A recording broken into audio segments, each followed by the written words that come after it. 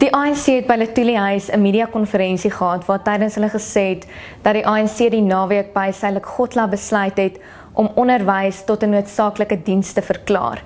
Dit is iets wat al 'n lang pad kom, daar is reeds verlede jaar by die ANC se beleidskongres daaroor gepraat.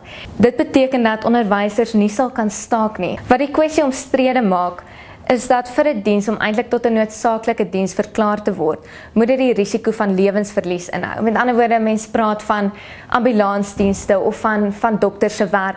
As hulle staak, gaan mense dood. So hulle dienste is absoluut 'n noodsaaklike diens en hulle mag nie staak nie.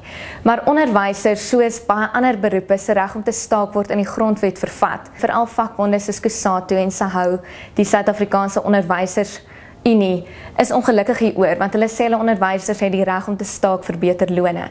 So daar is ook 'n wetlike aspek en die ANC kon nie tydens hulle media-konferensie sê presies hoe hulle die besluit gaan deurvoer en of wetgewing ingestel gaan word nie. So hulle het nog tot Junie vir hulle komitee oor onderwys kans gegee om oor die kwessie te praat en te besluit watter benadering hulle gaan volg. Maar uiteindelik, indien dit nie wetlik ingestel gaan word nie, sal daar dalk niks werklik verander nie. Dit gebeur dikwels dat skole vir weke toe is en kinders nie kan skool toe gaan nie omdat die onderwysers staak.